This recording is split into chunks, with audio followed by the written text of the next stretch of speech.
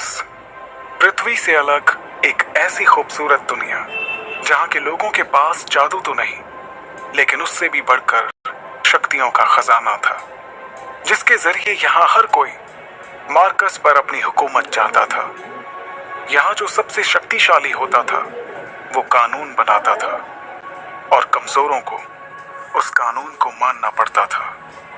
Marcus के सबसे जाने माने साम्राज्यों में से एक था ओहान साम्राज्य, और ओहान साम्राज्य का एक बड़ा खास मेसोडोरिया शहर के खुले से मैदान में आज सैकड़ों लोगों की भीड़ जमा थी। ये सभी शक्ति स्तंभ के जरिए अपनी अपनी शक्तियों के सितारों को परखना चाहते थे। इस स्तंभ पर 9 सितारे थे, जिन्हें पाकर ही आप शक्तियों के अगले रैंक पर जा सकते थे। ध्रुव 3 साल पहले शक्ति स्तंभ पर 9वें सितारे को पा चुका था, लेकिन अचानक उसकी शक्तियां तीसरे सितारे पर आकर रुक गईं, और तभी से ध्रुव वापस से 9वें सितारे को पाने के लिए मेहनत कर रहा था। अपनी इसी शक्ति के सितारे को परखने के लिए ध्रुव सैकड़ों लोगों की भीड़ में खड़े होकर अपनी बारी का इंतजार कर रहा था। अपने दोनों हाथों की मुट्ठी को बंद कर ध्रुव ने खुद को भरोसा दिलाते हुए कहा, इस साल मैंने जी तोड़ मेहनत की है। इस बार मेरी शक्तियां जरूर 9वें सितारे तक फिर से पहुंचेंगी, जरूर पहुंचेंगी। आज मैं 0 रैंक से आगे बढ़कर एकलव्य बन के रहूंगा।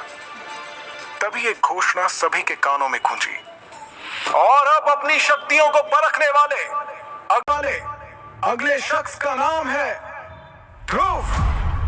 जैसे ही ध्रुव का नाम पुकारा गया, वो लोगों की भीड़ से निकलकर बाहर आया और अपने कदमों को धीरे धीरे बढ़ाते हुए ऊंचाई पर रखे एक बड़े से पथरीले स्तंभ की ओर बढ़ने लगा, जिसका नाम था शक्ति स्तंभ। शक्ति स्तंभ के ठीक सामने पहुंचने के बाद ध्रुव के जहन में कई बातें चल रही थी।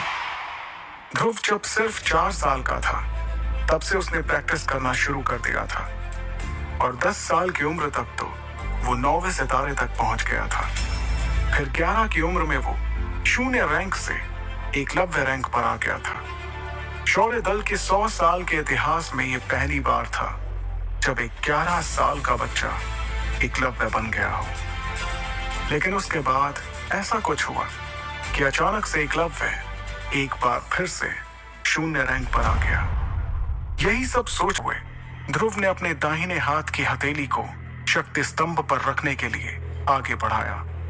फिर उसने आंखें बंद करते हुए अपनी हथेली को शक्ति स्तंभ पर बने शक्ति चक्र पर रखा। कुछ देर सन्नाटे के बाद ध्रुव के कानों में एक आवाज गूंजी, तीसरा सितारा, शक्ति और भी कम। इस बार भी ध्रुव का सबसे निराशाजनक प्रदर्शन। यह आवाज जैसे ही ध्रुव के कानों में पड़ी, उसके पैरों तले जमीन सरक गई। उसे अपने कानों पर यकीन नहीं हो रहा था। जैसे ही उसने अपनी आंखें खोली, शक्ति स्तंभ पर गड़े हुए 2 शब्दों तीसरा सितारा ने उसके सपनों को चकनाचूर कर दिया। उसे बिल्कुल भी समझ नहीं आ रहा था कि आखिर ऐसा कैसे हो सकता था। इस बार तो उसने हर बार से ज्यादा मेहनत की थी। शक्ति स्तंभ के सामने खड़े ध्रुव ने अपने आप से बड़बड़ाते हुए कहा, नहीं, ऐसा नहीं हो सकता, ऐसा बिल्कुल भी नहीं हो सकता। खुद से नाराज ध्रुव ने दोबारा 2 से 3 बार अपनी हथेली को शक्ति स्तंभ पर रखकर देखा, लेकिन हर बार उसे अपनी आंखों के सामने वही सितारा दिखाई दे रहा था, जिसने पिछले 3 सालों से उसकी रातों की नींद छीन रखी थी। उधर मैदान में खड़े सैकड़ों लोगों की भीड़ में से किसी ने चिल्लाते हुए कहा, ए 0 रैंक, चल अब नीचे आ जा। अगर बार बार शक्ति स्तंभ पर हाथ रखने से शक्तियों का सितारा बढ़ जाता, तो तू पिछले 3 सालों से तीसरे सितारे पर नहीं होता। उसके इतना कहते ही कई लोगों ने जोर के ठहाकों के साथ ध्रुव पर हंसना शुरू कर दिया। ये हंसी के ठहाके पूरे मैदान में गूंजते हुए ध्रुव के कानों में तीर की तरह चुभ रहे थे। ध्रुव ने वहां से निकलने के लिए अपने कदमों को आगे बढ़ाना शुरू किया, लेकिन अब उसके कानों में उन सभी के हंसी के ठहाकों के साथ कई ताने भी सुनाई देना शुरू हो गए। क्यों भाई, एक बार फिर से ध्रुव ने साबित कर ही दिया कि वो पिछले 3 सालों से शून्य है और आगे भी शून्य ही रहेगा। गलती से ही हीरो बन गया था ये छोटी सी उम्र में। हाँ भाई, बिल्कुल सही कहा। और मेरे हिसाब से अब इस शून्य की कीमत हमारे शौर्य दल में किसी कचरे से कम नहीं है। बात तो तुम्हारी भी सही है, लेकिन हमारी मजबूरी भी तो देखो। हमारे शौर्य दल के जांबाज लीडर अरेंद्र उसके पिता हैं। अगर ऐसा नहीं होता तो हम लोगों ने इसे कब का मेसोडोरिया से बाहर फेंक दिया होता। लोगों के मुंह से निकलते ताने ध्रुव के दिल में बेचैनी और घबराहट पैदा कर रहे थे। ये घबराहट अब उसके चेहरे पर भी साफ साफ नजर आई। हीरा भीड़ से निकलते हुए बाहर आई और उसने ध्रुव के कंधे पर अपना हाथ रखा। अगले ही पल उन दोनों की नजरें आपस में मिली, जिससे ध्रुव की बेचैनी थोड़ी कम हुई। कुछ ही देर में वो दोनों साथ साथ कदम बढ़ाते हुए मैदान से बाहर निकल के जाने लगे। ध्रुव अपने घर शौर्य महल की तरफ बढ़ रहा था। तभी ईरा ने उदास दिख रहे ध्रुव का हौसला बढ़ाते हुए कहा, ध्रुव, तुम्हें उन लोगों की बातों से परेशान नहीं होना चाहिए। मुझे तुम पर पूरा भरोसा है। एक ना एक दिन तुम एकलव्य जरूर बनोगे। ईरा अपने सबसे अच्छे दोस्त को दिलासा देने की कोशिश कर रही थी, लेकिन इस वक्त ध्रुव के जहन में सिर्फ एक ही बात चल रही थी कि आखिर इतनी मेहनत करने के बाद भी उसकी शक्तियां क्यों नहीं बढ़ रही थी। एक तरफ ध्रुव की परेशानियां बढ़ती जा रही थी, तो दूसरी तरफ एक और परेशानी उसके घर की ओर कदम बढ़ा रही थी। लेकिन ध्रुव उस परेशानी से पूरी तरह बेखबर था। ध्रुव और ईरा आखिरकार शौर्य महल पहुंच गए। शौर्य महल में ध्रुव के पिता अरेंद्र, जो कि शौर्य दल के लीडर भी थे, अपने दल के कुछ बुजुर्गों के साथ बैठकर किसी खास मुद्दे पर बातचीत कर रहे थे। लेकिन जैसे ही अरेंद्र की नजर अपने बेटे ध्रुव पर गई, उसके उदास चेहरे को देखकर उन्हें सब कुछ समझ आ गया।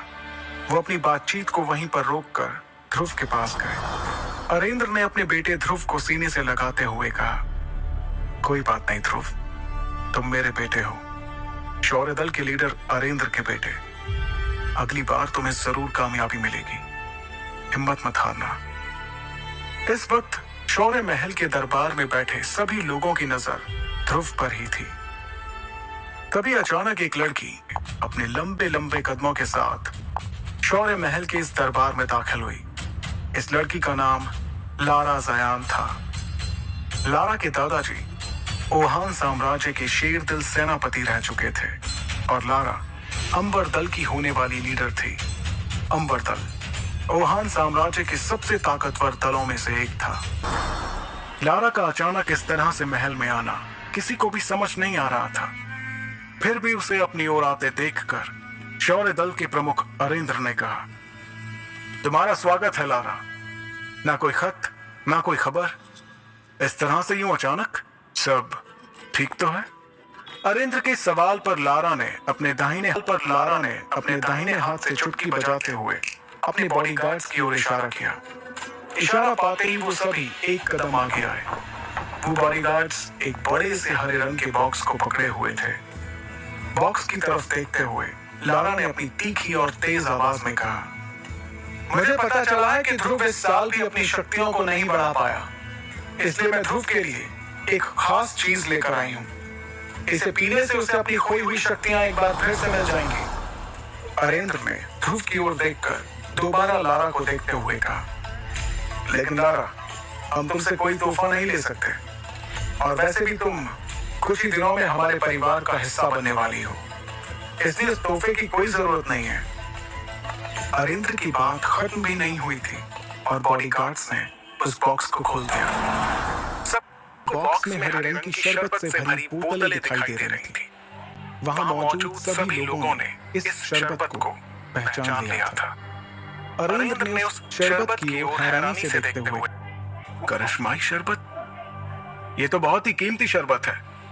हम तुमसे इतना कीमती तोहफा बिल्कुल भी नहीं ले सकते लारा। लारा ने देरी किए बिना तुरंत अरेंद्र से कहा, आप जानते हैं ना? इंद्र ने कहा, मैं जानता हूं लारा।